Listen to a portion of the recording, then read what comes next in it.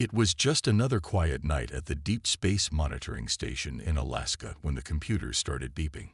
Tom Parker rubbed his tired eyes and looked at the clock. 3:27 a.m. He had done this job for 15 years, and most nights were filled with nothing but the usual background noise of space. But tonight was different. The signal was unlike anything he had ever seen before. It wasn't random space noise or the regular patterns from known satellites. This was structured, complex, and definitely artificial. Tom's hands shook as he reached for his phone to call his supervisor. Within an hour, the small monitoring station was buzzing with activity. Captain James Miller from the International Space Command had arrived with his team, their heavy boots echoing through the usually quiet hallways. Miller was a tall man with gray hair and eyes that had seen more than their share of strange things during his 30 years of service. But even he looked surprised as he studied the signal patterns on the main screen. "Can we clean up this signal?" Miller asked, his voice calm despite the excitement in the room. The technicians worked quickly, filtering out the background noise until a clear pattern emerged. It wasn't just a signal, it was a message. The team worked through the night, running the message through every decoding program they had. As the sun rose over the snowy Alaskan landscape, they finally had their answer. Miller read the translated message aloud to the stunned room. "To any civilized species within range, this is Fleet Commander of the Stellar Concordat. Our fleet of 300 ships is stranded in your solar system's outer region. All advanced systems have failed. Immediate assistance required. We'll compensate accordingly." The room fell silent. After decades of searching for alien life, they hadn't just found it. The aliens had found them, and they needed help. "Sir," one of the technicians said, breaking the silence, "we've pinpointed their location. They're in the Kuiper Belt, just beyond Neptune's orbit." Miller nodded slowly. "Send a reply. Let them know we received their message," and he paused, choosing his words carefully, "that Earth is willing to assist." The response came faster than anyone expected. The aliens seemed shocked to discover that humans were the closest civilization. Their message was polite, but carried a hint of disappointment. "Your species appears to be pre-FTL. Do you possess any spacefaring capabilities?" Miller couldn't help but smile at their obvious concern. Humanity might not have faster-than-light travel, but they had been exploring space for over a century now. They had bases on the Moon and Mars, mining operations in the asteroid belt, and regular cargo runs throughout the inner solar system. The next 12 hours were a blur of activity. The UN Security Council was called into emergency session. Military leaders from every major nation gathered to discuss the situation. Scientists and engineers debated whether Earth's technology was capable of helping such an advanced civilization. "They're probably thousands of years ahead of us technologically," Dr. Roberts, the chief scientist, explained to the council. "But they're asking for help, which means something has gone very wrong. We need to at least try." The debate raged on. Some argued it was too risky. The aliens might be hostile, or it might be a trap. Others saw it as humanity's chance to prove itself to the galactic community. In the end, practicality won out. There was a fleet of ships stranded in their solar system, and ignoring them wasn't an option. Miller stood at the window of the Space Command Center, watching the sun set. The rescue mission had been approved. Earth would send its most advanced rescue vessel, the RSS Endeavour, to make first contact and assess the situation. He had been chosen to lead the mission. As he looked up at the darkening sky, Miller wondered what they would find out there. The aliens might have technology far beyond human understanding, but right now, they needed help. And if there was one thing humans were good at, it was solving problems. The greatest space rescue mission in human history was about to begin, and nobody knew how it would end. The RSS Endeavour moved slowly through the darkness of space, its engines glowing softly against the backdrop of distant stars. Captain Miller stood on the bridge, watching as the ship's sensors detected the first signs of the alien fleet. Even from this distance, the size of their ships was incredible. First visual contact in 5 minutes, announced Lisa, the ship's pilot. Her voice was steady, but her hands gripped the controls tighter than usual. Everyone on the bridge felt the same mix of excitement and nervousness. As they got closer, the alien ships came into view. They were beautiful, smooth silver curves that seemed to flow like liquid metal, each one at least 3 times the size of Earth's largest vessels. But something was wrong. The ships were completely dark, with no signs of power or life except for faint emergency lights that blinked slowly across their hulls. "Opening communication channel," Tom Wilson said from his station. He had been chosen as the communications officer because of his calm nature, broadcasting our greeting in all frequencies. The response came quickly. A hologram appeared in the center of the bridge, showing a tall figure with silvery skin and 4 arms. The alien wore what looked like a formal uniform, though it was clearly designed for a body shape very different from human ones. "I am Ambassador Thela of the Stellar Concordat," the alien said in perfect English, their translator working flawlessly. "We appreciate your response to our distress call, though we had hoped for aid from a more advanced civilization." Miller stepped forward, keeping his voice professional and friendly. "I'm Captain James Miller of the RSS Endeavour. We may not have your level of technology, Ambassador, but we have centuries of experience in space rescue operations." The alien's expression was hard to read, but their tone carried a mix of doubt and desperation. "Captain, our ships contain technology that your species couldn't possibly understand. Our quantum drives alone are beyond your current scientific understanding." "Then perhaps," Miller suggested carefully, "you could start by telling us exactly what happened to your fleet." The story came out slowly. The alien fleet had been passing through Earth's solar system, using it as a shortcut on a routine diplomatic mission. Without warning, all their advanced systems had simply stopped working. Their quantum drives, artificial gravity, and even their basic power systems had failed. Only their most basic emergency systems still functioned. "We've tried everything," Thela explained, their voice showing frustration for the first time. "None of our diagnostic tools work. We can't even properly scan the area to figure out what caused this." Miller nodded thoughtfully. "Ambassador, would you allow our engineering team to take a look? Sometimes a fresh perspective can help, even if our technology isn't as advanced as yours." The aliens seemed to struggle with the suggestion, their pride battling with their desperate situation. Finally, they nodded. "We accept your offer of assistance, Captain Miller. Though I must warn you, our technology is highly classified. We cannot allow you to study or copy any of our systems." "Understood," Miller replied. "We're here to help, not to steal your secrets." The next few hours were busy as the Endeavour's crew prepared for their first visit to an alien ship. The engineering team, led by Anna Torres, packed their basic diagnostic tools and equipment. They had no idea if any of it would be useful with such advanced technology, but they had to try. As the shuttle carried them toward the massive alien flagship, Miller looked out at the fleet of stranded ships. 300 vessels, each carrying thousands of alien lives, all waiting for help from a species they had considered primitive just days ago. "This is going to be interesting," Anna said beside him, checking her toolkit one more time. "They've probably never seen half of these tools before." Miller smiled slightly. "Sometimes the old ways are the best ways. Let's show them what humans can do with the basics."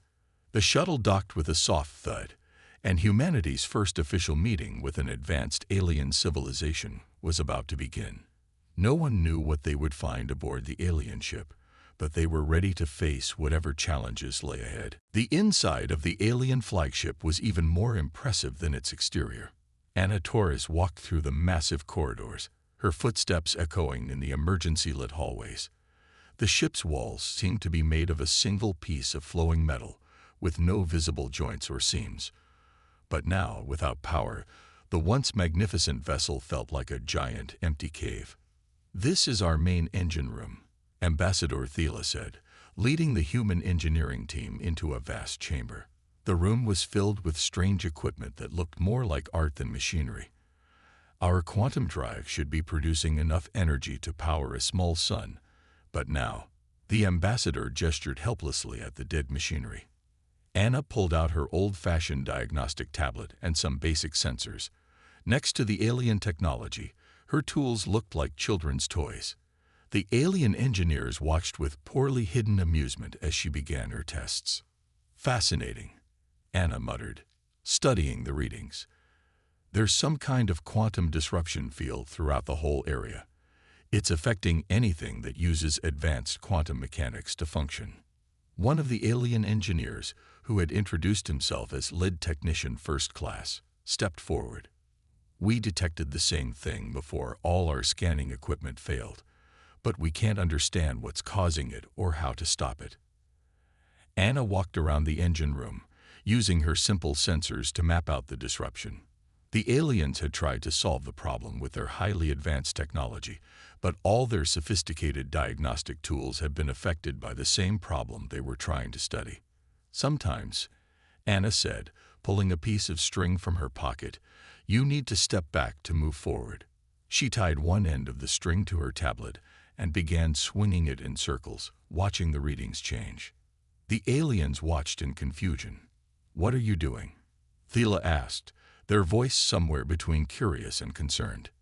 "Using physics basics," Anna replied, focused on her task. "No quantum mechanics, no advanced technology, just simple wave detection using motion and timing." She stopped suddenly and pointed to a spot near the quantum drive.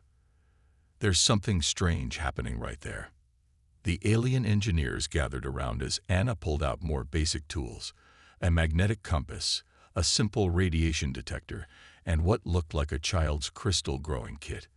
The alien's expressions changed from amusement to confusion as she arranged her seemingly primitive equipment.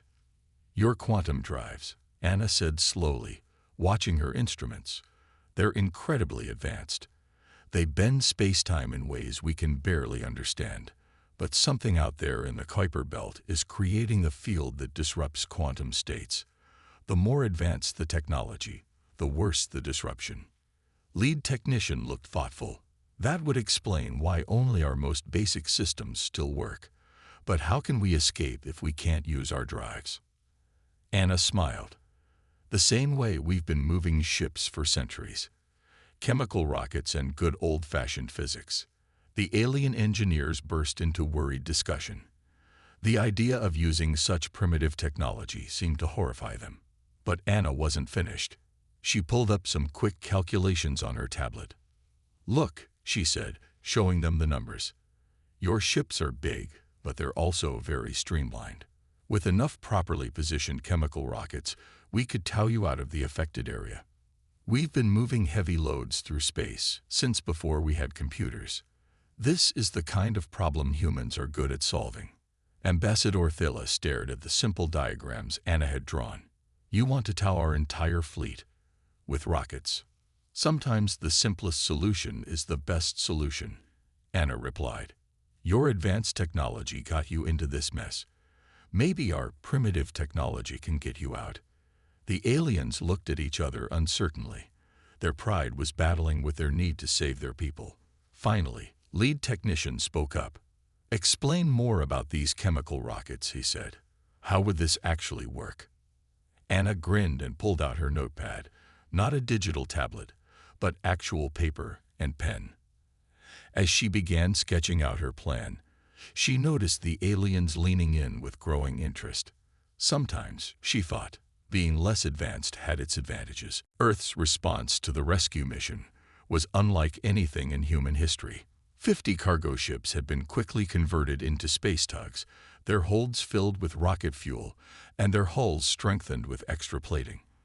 They looked ugly compared to the sleek alien vessels, but they were humanity's best hope for success. Commander Tom Wilson stood at the controls of the lead tug ship, the Star Puller. Around him, other tugs moved into position near the first alien vessel they would attempt to move.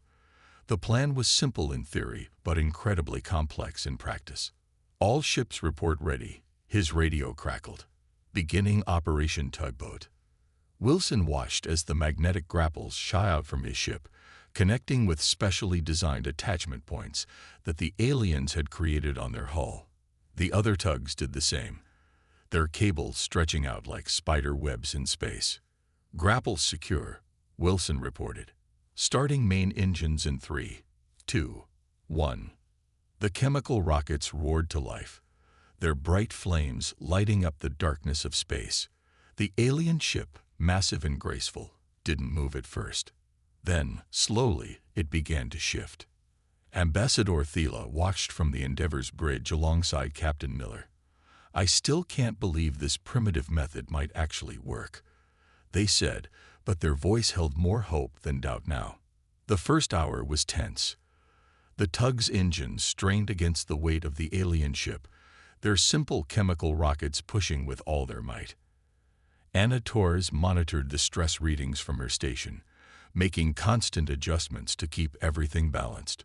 "Look at that," Miller said quietly, pointing to the sensor readings. The alien ship was moving, slowly but surely, away from its original position. The simple chemical rockets, technology that humans had been using for over a century, were doing what advanced quantum drives couldn't. The aliens began to show more interest in human technology.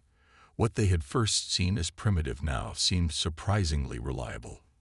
Lead technician asked endless questions about the chemical rockets, amazed by how humans had refined such basic principles into something so effective. "It's not about how advanced your technology is," Anna explained as they watched the rescue operation. "It's about understanding the basic principles and using them creatively." The first test was a complete success. The alien ship was moved 5,000 kilometers without any problems. The quantum disruption field hadn't affected the simple chemical rockets or basic electronic systems at all. But they weren't done yet. This was just one ship.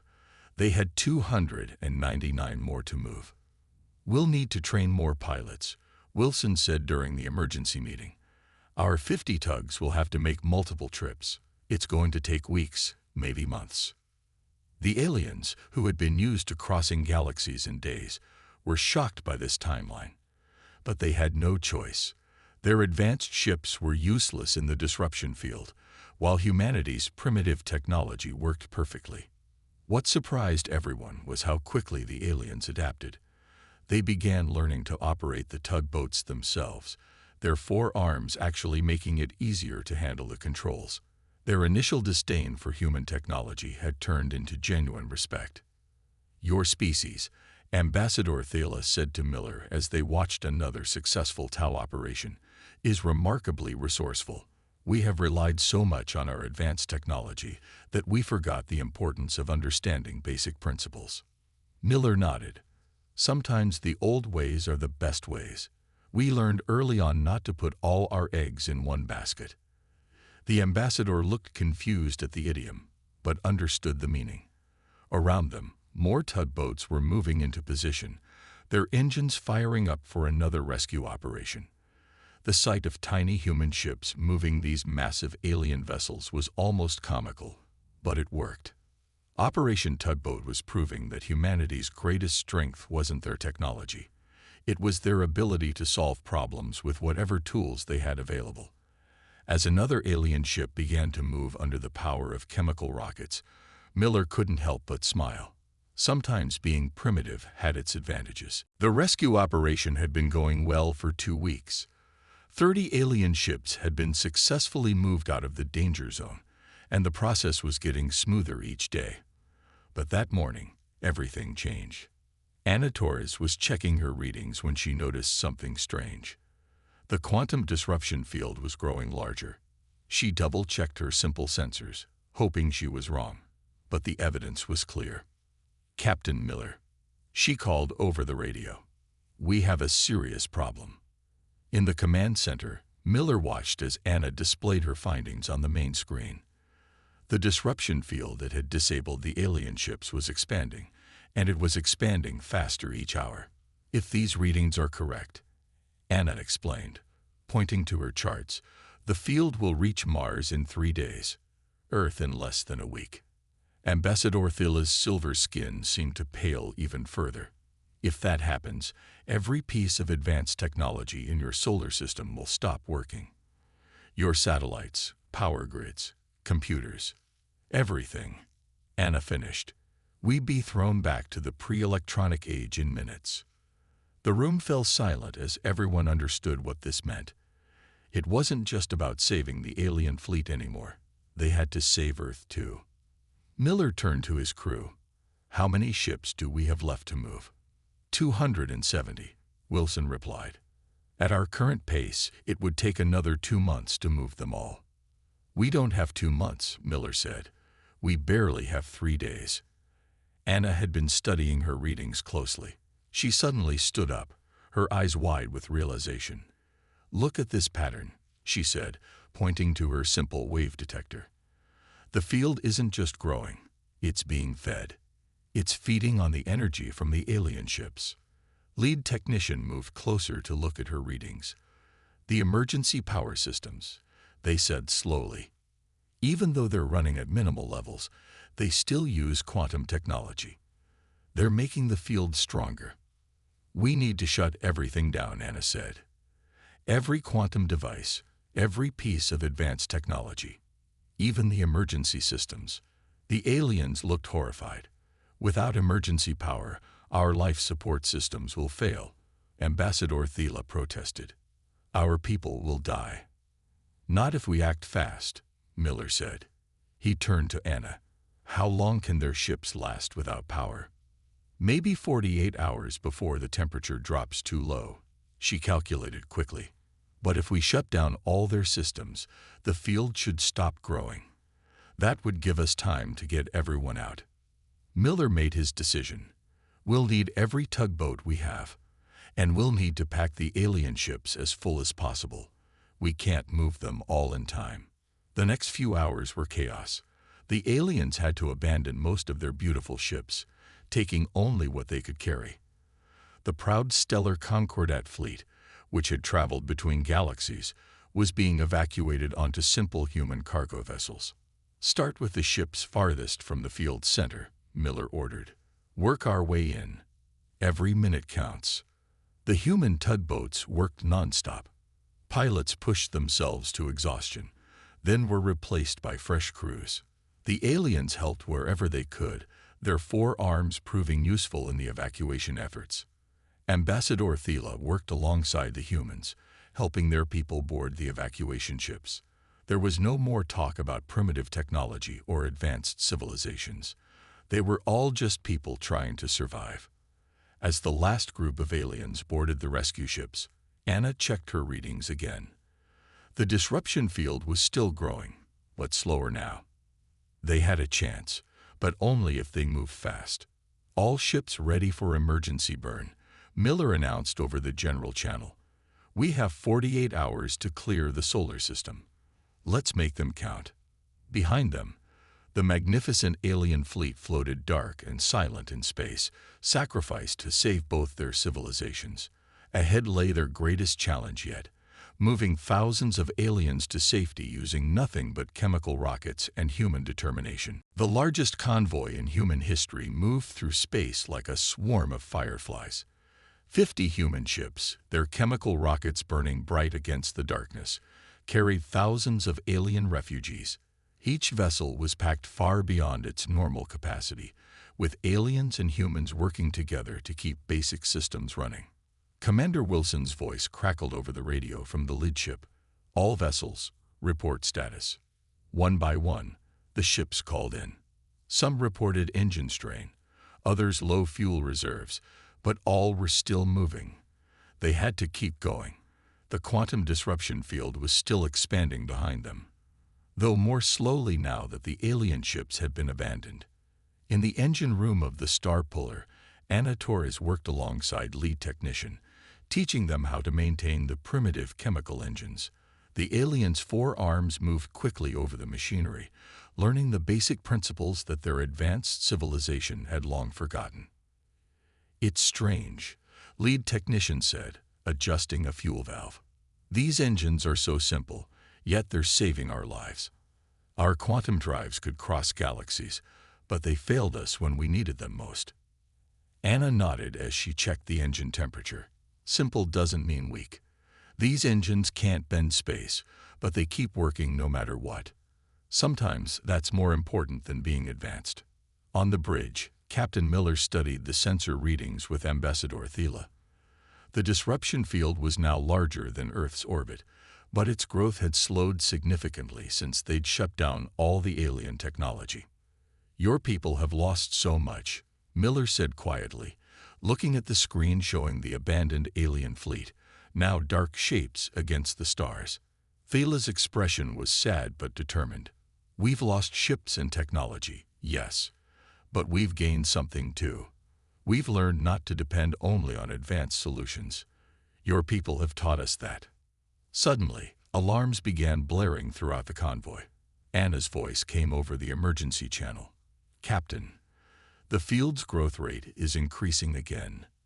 Miller rushed the sensors. Something was wrong. The disruption field was growing faster, much faster than before. It didn't make sense. They'd shut down all the alien technology. Anna burst onto the bridge, her face pale. "It's the quantum particles," she said. "They're still in the alien ship's fuel tanks. Even without power, those particles are feeding the field." The abandoned alien fleet was now acting like a giant quantum battery, powering the field's expansion. At this rate, it would catch up to them before they could reach safe distance. "We need more speed," Miller said, knowing their engines were already at maximum. "No," Anna replied, her mind racing. "We need to destroy the alien fleet." The room fell silent. Ambassador Thela stepped forward.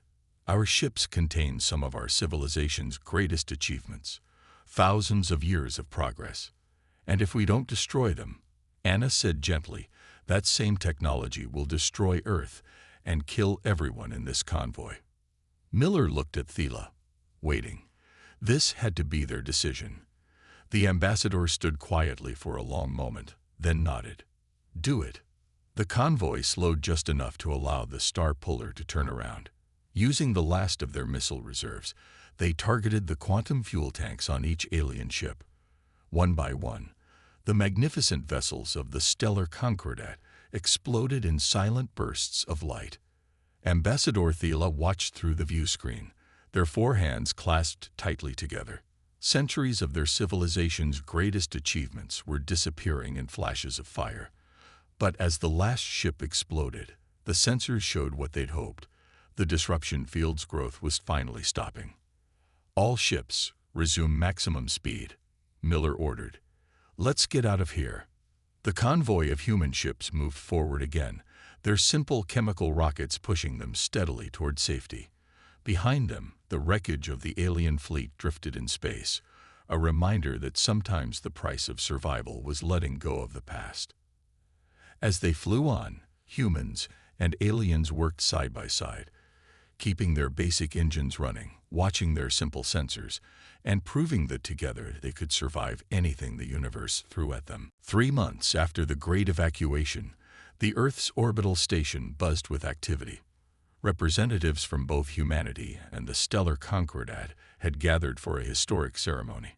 The massive viewing window showed Earth below, peaceful and blue, while construction ships worked nearby, building the first joint human-alien space dock.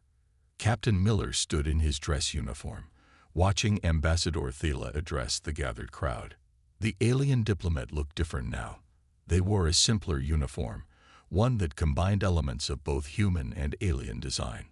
"When we first arrived in this solar system," Thela said, "we thought we were superior. Our technology could bend space itself. We could cross galaxies in days. But when that technology failed us, it was humanity's simple solutions that saved our people." In the audience, Anna Torres sat next to lead technician, who had become one of her closest friends. Together, they had spent the past months teaching their respective species about each other's technology. The aliens learned about chemical rockets and mechanical systems, while humans learned the basic principles behind quantum mechanics. "Today," Thela continued, "we don't just sign a treaty of alliance. We begin a new chapter in both our histories. The stellar Concordat has learned a valuable lesson. True advancement isn't just about having the most sophisticated technology. It's about understanding the basics, being adaptable, and never forgetting the simple solutions that got us to the stars in the first place. Miller smiled as he remembered their journey. The aliens had changed so much since their first meeting. Their pride in advanced technology had been replaced by a deep respect for human ingenuity. Many of them had even chosen to stay on Earth, eager to learn more about humanity's primitive but reliable ways. After the ceremony, Miller found himself at the station's observation deck with Thela and Anna. Below them, a new ship was taking shape in the construction dock. It was beautiful, a perfect blend of human and alien design. Its hull had the flowing lines of Concordat ships, but inside it carried both quantum drives and chemical rockets. The first of many, Thela said proudly. All our new ships will have backup systems based on your technology. We won't make the same mistake again. Anna nodded, looking at the blueprints on her tablet. And our ships will carry some of your innovations too. The ones we can build using simpler technology. Both our species are stronger together. The quantum disruption field still existed out in the Kuiper Belt, but it had stopped growing. Earth scientists and Concordat researchers worked together to study it from a safe distance, using both advanced sensors and simple measuring tools. They had discovered several similar fields in other parts of the galaxy, leading to new theories about natural phenomena that could disrupt advanced technology. We've established warning buoys around the field, Miller said. Simple mechanical devices that will warn ships away. Sometimes the old ways are the most reliable. The old ways, Thela agreed. You know, my people used to think that advancing meant leaving the past behind. Now we understand that true progress means building on your foundations, not abandoning them. The three of them watched as a group of human and alien students passed by, deep in discussion about spacecraft design.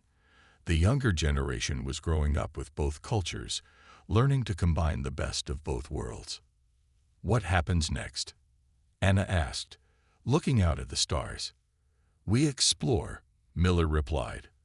But this time, we do it together.